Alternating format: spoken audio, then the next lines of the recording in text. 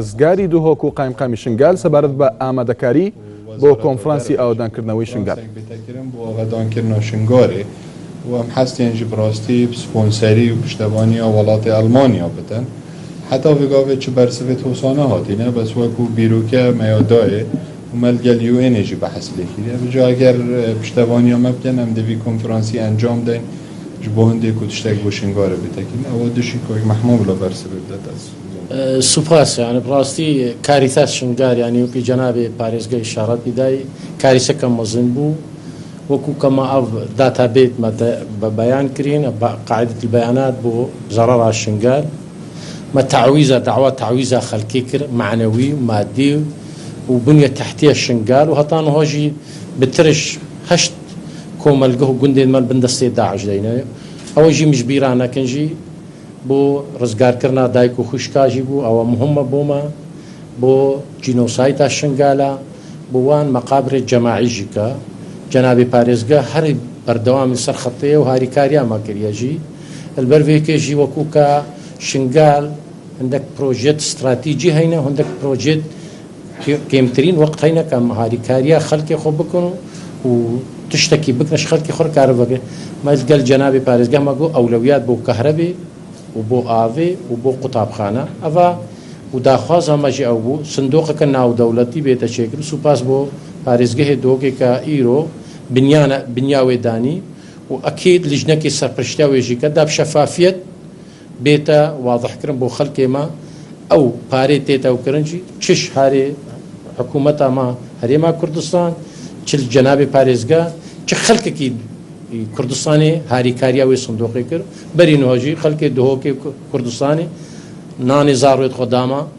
اواريد ما خدان كرن شهيد وقهرمان كردستاني شنغار رزقار كل مردمير وقهرمان جاي شنغالي وفرماندا چای شنگالی بسرپرشتیا جناب سروک بارزانی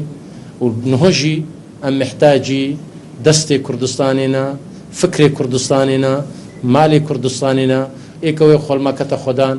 حكومتها كردستاني وخلقي ماي كردستاني وآبادان كرنا شنغال شرفها كردستاني مادوي لا وشنغال بيتا آبادان كرن قربونا في خلقي معنوي ومادي بيشتري همو تشتيجي رزقار كرنا وان كيتشو خشكل مال دستي داعش دا تعويضا وانا مادي ومعنوي بيتا كرن سوباس بو جنابي باس شنغال سر بارزگاه ميسر دا وقام بارزگاه ميسر بود جواب بردوامه چه بزاف گل بارزگاه ميسر تذكرن او جي بيتا سر خطي حقیقیش بارزگاه دود بتر بزاف ده بيت بابا كنا شكاري آیا بزاف كده كرن يان راسي بلاي دستوري قياسي وكل حقي ما بوجاع راقده حقي ما قالك الحكومة موصلها يجي تشبرين هاجي ودوسي صالاجي هيج حستا شنغال ندايته وكو كان بينجي كنونريد مجيل ويدريده بزافك باشا كما في ما بين بل موصل هطان هيش تشبو مناكري وناكري يجيبو ما او جي سببه حكومة بغداد ام كار بيجي نونريد ما رولي وان قالك باش بل مالا ما مازن كردستانش بر في دريجي ما داخواس كريجي تش اداره كسرب خو بيتا جريدان بحريما كردستان تش شنغال بيتا باريزغ دامج روتينا اداري وما في مي خوارن كبيت خوارن چ ما في مي دستوري چ اجتماعي چ نتوي چ اهيني ملتي واي كردي ترسنت ازيدي ضريبتا خو ديني ده چما ديانتي وان ازيدي دايبو وچما قوميتا وان كرديبو جبر ويك داعش اف دجمناتي بيرك واستنجد كداتين برمجي بغداد افجي سبب نجبر ويكجي منادي هيج هاري كاري بوشنغال كيا اعتماد مصر خدي حكومه هريما كردستان وجناب باريزغا موصل دامو دزغيد ميري باريزغا عفوا دهوكي كد هردم وبردوام هاري كاري شنغال كيا وبوما كرينا وين هوشي بكن وإيرو كرينا ودهي كرينا وسبجي بوما بكن سوباس درس سيرك اشتكي مريم مسريش رودا درس وصل كده دياجرنكو عندك ريخراوج يعني جانب برجرجي دياركو اعتماد ديال سر ريخراوج نيم دولتي كوري كاريا شنغال هنجرا بحثي دكنكو عند ريخراوج برها ديال كل ديال كيان بريك ترفانتيه و ابا كنا قدر شنغال حتى انه كان شر ريخراوجكو مش شاين سرنجا وراكشن بوش والله كي جناب باريزغا اشاره بداي وكوكا از بهاركم حكومه تحريما كردستان يجي رولي افابي وارمانجي بي افابي ام محتاج وكي مرشالكي بو شنغال بيتا او كرن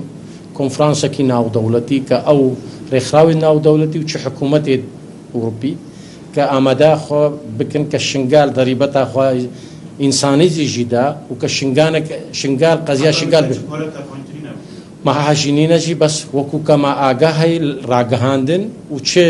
وەکو جەنابی پارێزگای ئیشارە بێ سەردانە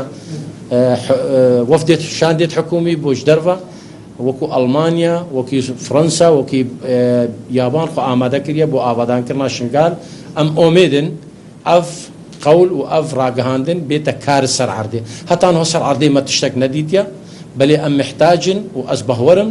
یعنی وێ بێتەکردن بۆ مە ژبەرکە پشتەوانیەکە قەوەتمە هەیە ئەوژی حکوومەتە هەرێما کوردستانێ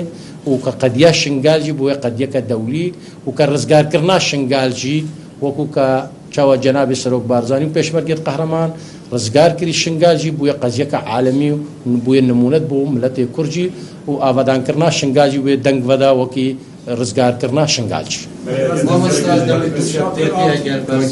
بس بسروی بابتی توانی برنامه که لیو اینه هی رخراج سر لیو اینه و تایبتی یو این دی پی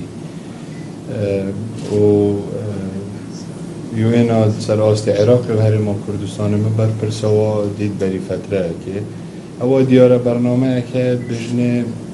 نظانم سقامگیر کرن یعنی اگه کردیا درست بید stabilization به انگلیزی تکریت دست بکریه لندک دوره دی بجا اوا و شنگاره و دوره جی بخندوی برنامه ده بس وکو کریار حتی وکو کمبونجی چه تشتی فرمی نهات کرد بس بحث بودجه کرد و ترخان کری بوان جوره شولا و وعد جدا بومک و ترکا پارزگاه ها دو که دا گلتش بینه کردن بس حتی بگاوه وکو کریار چه نهات کرد برای اگر سرگری کم در بحثی لیجنا کرد او لیجنا شکل بیت ودینه یعنی اشتراک برای دیشتی دو کنه یا جێگری